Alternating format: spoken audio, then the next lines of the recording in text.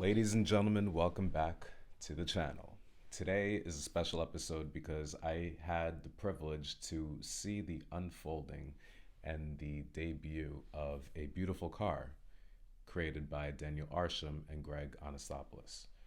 Beautiful car, beautiful 911, same year as my car, and it turned out to be great.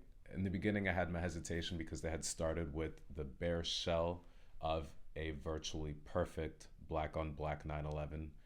And, to be honest, I was hesitant because I am a purist at heart. I didn't want to see them create something that was going to be disturbing to the original intention of the original designer of the car. But as I was watching the process unfold over the course of several months, I got to see what the vision was for this project, and it turned out to be phenomenal. I still think they should have used a car that was not in such perfect shape, but seeing the outcome last week gave me a little bit, it made me lift my reservations in many ways because I just thought that, man, they could have used a different shell, but starting with a better car made it a lot easier for the rebuilding process or the reconstruction process, if you will. The entire process started at Morton Street Partners, and it went from a black car, and then it eventually transformed into a Copa Florio Blau, which is a very rare color. All that information can be found on Renbo. And at first I was like, wow, that's going to be such a huge color transformation.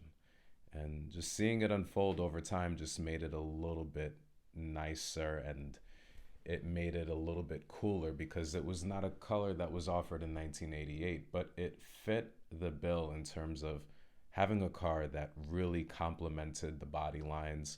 It complements the 911 soul because it's something that is within the DNA of the company. It's something that makes sense. I mean, the 3.2 liter motor was eventually upgraded to a 3.4 liter, which is now in testing. It's being broken in, so that part did not happen.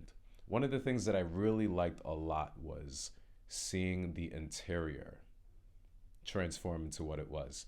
Justin Plasek, who is a interior specialist out of Germany, out of Hamburg, Germany, I believe, he reimagines many interiors, everything up to like the GT3 RS interiors and the GT2 RS interiors. He does like the seat inserts.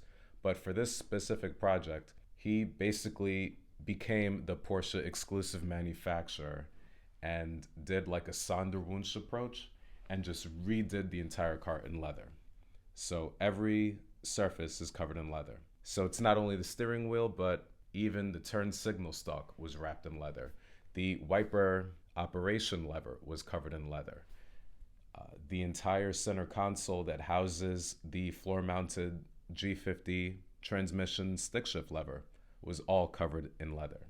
The handbrake assembly was covered in leather. The door cards, every part that you would imagine it to be plastic, covered in leather. So what you imagine a 959 to look like, if it had a baby with like a 930 turbo and you just created one interior, that's exactly what you would get. And it looked beautiful. I think the interior is my favorite part of the entire build. In the end, Daniel is a designer. He knows color palettes. He understands what colors work together. Having studied his art over the past several years and seeing what really is pleasing to the eye, I think the color choices are the strongest point to this entire vehicle. In this case, the interior is perfect. I saw this awesome Lee Keen car just parked out front, and I'm like, yep, Daniel's here. It's the same car that I saw in the Hamptons when I brought my Porsche out to his private studio. Seeing the car finally completed over the course of months, everyone looked tired, but everyone looked relieved, everyone looked happy. And I think that was the coolest part of all. Everybody just looked really thrilled to see that the car was finally done. And I want to send a congratulations to all the people involved. Everyone at the Periton Gallery who's been nothing but friendly to me to let me just see the car whenever I wanted to.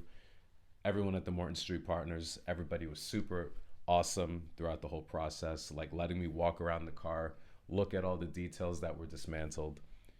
And of course, Daniel Arsham, thank you for being awesome. Thank you for inspiring new art, and of course, Greg.